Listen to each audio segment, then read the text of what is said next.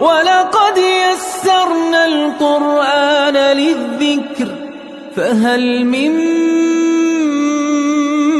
مُّدَّكِرٍ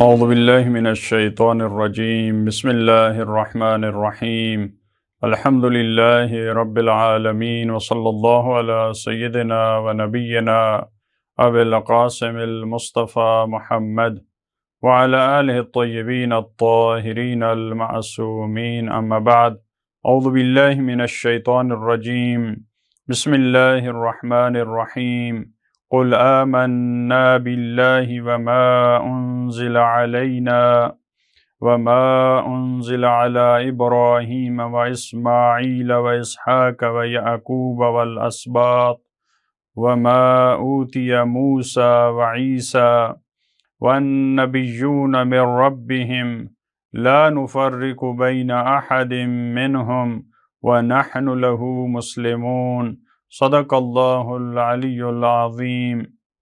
سورہ آل عمران کی گزشتہ آیات میں پروردگار عالم نے وہ لوگ جن کا انبیاء کے بارے میں غلط عقیدہ تھا، غلط نظریہ تھا، جو خدا کی بجائے انبیاء کی عبادت کرنے لگ گئے، وہ انبیاء انسانوں کو خدا کی طرف بلاتے تھے، سب انسانوں کو دعوت دینے کا، اپنی طرف بلانے کا ان کا ہدف اور مقصد یہ تھا کہ انسان اللہ کے عبادت گزار بن جائیں، خدا کے سامنے جھکنے والے بن جائیں۔ لہٰذا ہر موڑ پر انبیاء نے، اولیاء خدا نے لوگوں کو اپنے سامنے جھکنے سے منع کیا۔ جب وہ دیکھتے تھے کہ لوگ ان کو حد سے بڑھا رہے ہیں تو وہ منع فرماتے تھے، ان کو ڈانٹتے تھے، کیونکہ ہدف اور مقصد یہ نہیں تھا کہ لوگ انبیاء تک رک جائیں، اولیاء خدا تک رک جائیں، بلکہ ہدف اور مقصد یہ تھا کہ ان لوگوں کو خدا تک پہنچائیں۔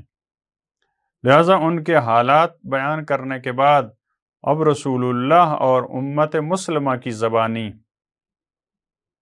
ان آیات کے مفاہیم کو بیان کیا جا رہا ہے کہ جو انبیاء کی تعلیمات تھیں، گزشتہ انبیاء کی، ان پہ مسلمان کس طرح سے عمل کرتے ہیں، کیونکہ یہ آئیڈیل ہیں، یہ دوسروں کے لیے اسوہ ہیں۔ تو اب ان کی زبانی بیان کیا جا رہا ہے۔ رسول اللہ کو حکم ہوا قل آمنا باللہ، کہہ دیجئے ہم اللہ پہ ایمان لائے۔ ہم کی تعبیر یعنی رسول اللہ اور ان کی امت یہ بھی ساتھ شامل ہے۔ اللہ پہ ایمان لانا ضروری ہے۔ وما انزل علینا، اور وہ جو نازل کیا گیا ہم پر، ہم قرآن پر، ہم شریعت اسلامی پر، ہم اس پہ ایمان رکھتے ہیں۔ وما انزل علی ابراہیم، اور جو حضرت ابراہیم پہ نازل ہوا ہم اس پہ بھی ایمان رکھتے ہیں۔ وَإِسْمَاعِيلَ وَإِسْحَاقَ وَيَعْقُوبَ وَالْأَسْبَاطِ، جو حضرت اسماعیل پہ نازل ہوا، جو حضرت اسحاق پہ نازل ہوا، جو حضرت یعقوب پہ نازل ہوا، جو اسباط پہ، جو بنی اسرائیل میں سبط گزرے ہیں، بنی اسرائیل کے جو دوسرے پیغمبر ہیں، جیسے حضرت داؤد ہیں، حضرت سلیمان ہیں، حضرت ایوب ہیں، حضرت یونس ہیں، ہم ان پر بھی ایمان۔ دیکھیں اب یہ تعبیر جو ان پہ نازل ہوا، اب ایک تو یہ نظریہ ہو سکتا ہے کہ اس کا مطلب ہے کہ ان میں سے بھی ہر ایک پر کتاب نازل ہوئی، لیکن دوسری یہ تعبیر ہو سکتی ہے جو ان پہ الہی معارف، جو خدا کے احکام ان کو دیے گئے تھے۔ یعنی یہ بتایا جا رہا ہے کہ مسلمان تمہارے لیے اگر آئیڈیل ہیں تو مسلمان تمام انبیاء کو مانتے ہیں، تمام انبیاء کی تعلیمات پہ ایمان رکھتے ہیں، ان پہ یقین رکھتے ہیں۔ یہ بھی ایک قسم کا کنایا ہے یہود و نصارہ کو کہ تم انبیاء میں سے بعض کو مانتے ہو، بعض کو نہیں مانتے۔ تم کہتے ہو، ایک گروہ کہتا ہے ہم اس کی تعلیمات کو مانتے ہیں، دوسرا گروہ کہتا ہے ہم ان کی تعلیمات کو مانتے ہیں، دوسروں کو نہیں مانتے۔ تو جو اہم ہستیاں تھیں ان کا پھر ایک اور انداز میں وما اوتی موسیٰ وعیسیٰ، دیکھیں حضرت موسیٰ اور عیسیٰ کا پھر ایک الگ انداز سے۔ اب اس بارے میں قرآن کریم نے ان انبیاء کے لیے ان ضلع کی تعبیر استعمال کی. یہاں یہ نہیں فرمایا کہ جو حضرت موسیٰ اور عیسیٰ پہ نازل ہوا، کیونکہ زیادہ تر مخاطب وہی ہیں اور ان کو اس میں کوئی مسئلہ نہیں تھا کہ حضرت عیسیٰ پہ جو نازل ہوا جو حضرت موسیٰ پہ، وہ تو اس پہ یقین ہی رکھتے ہیں.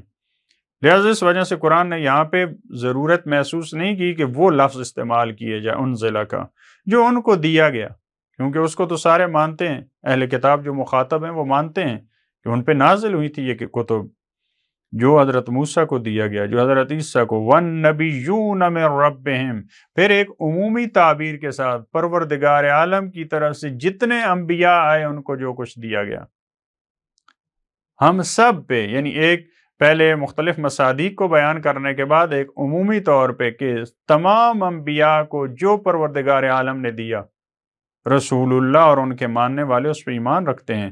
لا نفرق بین احد منہم، اس تعبیر کو مختلف سوروں میں بیان فرمایا کہ ہم انبیاء میں تفریق کے قائل نہیں ہیں. ہم کہیں کہ ہم حضرت عیسیٰ کی تعلیمات کو مانتے ہیں، حضرت موسیٰ کی تعلیمات کو نہیں مانتے. جو کچھ حضرت ابراہیم پہ نازل ہوا ہم اس کو نہیں مانتے، باقی کو مانتے ہیں. مسلمان اور حقیقی مومن وہ انبیاء میں تفریق کا قائل نہیں ہوتا. اس میں بھی ان کو سمجھایا جا رہا ہے کہ یہ تمہارا تفریق قائل ہونا، ایک گروہ کا ہم حضرت عیسیٰ پہ جو نازل ہوا وہ مانتے ہیں، جو رسول اللہ پہ نازل ہوا وہ نہیں مانتے. ایک گروہ کہے کہ حضرت موسیٰ پہ جو نازل ہوا اس کو ہم مانتے ہیں، رسول اللہ پہ، حضرت محمد مصطفیٰ صلی اللہ علیہ وآلہ وسلم ان پہ جو نازل ہوا ہم اس کو نہیں مانتے. تو یہ تمہارا تفریق اور فرق ڈالنا یہ غلط ہے. لا نفرق بین احد منہم، مسلم رسول اللہ کا ماننے والا، رسول اللہ کا امتی، انبیاء میں کسی قسم کا فرق قائل نہیں ہے. وَنَحْنُ لَهُ مُسْلِمُونَ، اور ہم تو اسی کے سامنے جھکنے والے ہیں، ہم تو خدا کے سامنے جھکنے والے ہیں. ہم کسی انسان کے سامنے نہیں جھکتے، ہم کسی فرشتے کے سامنے نہیں جھکتے. البتہ ایک بات تعظیم کی بات ہے، جو انبیاء علیہ السلام کا، جو معصومین علیہ السلام کا احترام ہے وہ اپنی جگہ پہ، وہ ایک عقلی سی چیز ہے، وہ قرآن کا وہ بھی دستور ہے، وہ جس کو حدیث میں بھی متعدد مقامات پہ بیان کیا گیا. وہ احترام اور چیز ہے. بعض لوگ ایسا ہوتے ہیں کہ ہر قسم کا احترام کہتے ہیں اس کو کہ یہ ٹھیک نہیں ہے، یہ اس کی عبادت ہے. تو اس کو عبادت نہیں کہتے. اگر کسی کا انسان احترام کرتا ہے، احترام کی وجہ سے جھکنا، تو قرآن نے والدین کے سامنے جھکنے کا حکم دیا ہے. رسول اللہ کو مومنین کے لیے خضوع اور خشوع اور جھکنے کا حکم دیا، احترام کا حکم دیا. لہذا جھکنے میں کوئی حرج نہیں ہے.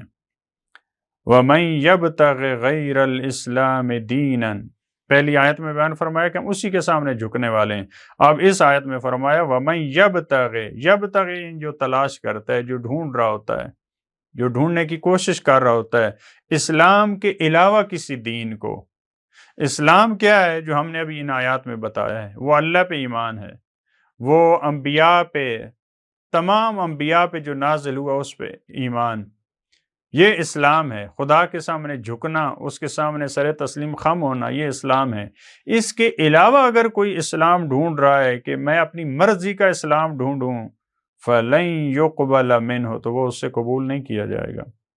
وَهُوَ فِي الْآخِرَةِ مِنَ الْخَاسِرِينَ، اور آخرت میں وہ ان افراد میں سے ہوگا جو خسارے میں ہوں گے، جنہوں نے اپنے سرمائے کو کھو دیا ہوگا، جنہوں نے اپنے رأس المال کو اور اپنی پونجی کو کھو دیا ہوگا. یہ ان افراد، کیونکہ ان کے ہاتھ میں کچھ نہیں ہوگا. یہاں اس آیت میں جو وَمَن يَبْتَغِ غَيْرَ الْإِسْلَامِ، یہاں پہ جو اسلام کا لفظ ہے، اصطلاحی اسلام جو ہم کہتے ہیں دوسرے ادیان کے مقابلے میں، یہ بھی ہو سکتا ہے کہ اسلام کے علاوہ جو دوسرے آج کے دور میں رسول اللہ نے جب اسلام کا پیغام پہنچایا، اس کے بعد اگر افراد دوسرے ادیان کو فالو کر رہے ہیں، ڈھونڈ رہے ہیں کہ ہم ان میں کیا بیان ہوا ان کی ہم پیروی کریں. البتہ حقیقی معنوں میں ہم نے پہلے کئی مرتبہ عرض کیا، حقیقی جو ان کے مطالب ہیں، سوائے چند احکامات کے جن میں تبدیلی آتی ہے، جو منسوخ ہوتے ہیں، یہ سارے ادیان اصول میں مشترک ہیں. ایک اس کا عمومی معنی بھی ہو سکتا ہے وَمَن يَبْتَغِ غَيْرَ الْإِسْلَامِ، اسلام یعنی خدا کے سامنے تسلیم ہو جانا، خدا کے سامنے جھک جانا. اس کے علاوہ اگر کوئی ڈھونڈ رہا ہے کسی اور دین کو، یعنی ایک ایسا دین ہو جس میں یہ سکھایا جائے کہ خدا کے سامنے ہم نے نہیں جھکنا، یا پہلی آیات کے مد نظر خدا کے سامنے ہم نے نہیں جھکنا، ایک انسان کے سامنے ہم نے جھکنا ہے، ایک انسان کی ہم نے عبادت کرنی ہے۔ اگر کوئی ایسا دین آپ تلاش کر رہے ہیں تو یہ آپ سے قبول نہیں ہوگا، خدا اس کو قبول نہیں کرے گا۔ ممکن ہے آپ کے اپنے ذہن میں ہو کہ ہم کسی دین کے پیروکار ہیں، یہ بھی ایک دین ہے، اور آخرت میں بھی اس کے بدلے تمہیں کچھ نہیں دیا جائے گا، اور جتنی تم کوششیں کرتے ہو یہاں پہ عبادتیں، ممکن ہے یہ افراد عبادت کریں، ممکن ہے یہ افراد شب و روز اس میں کوشش کریں، لیکن ان کو کچھ نہیں دیا جائے گا۔ یہ سارے کے سارے یہ افراد مکمل طور پہ یہ خسران میں ہیں۔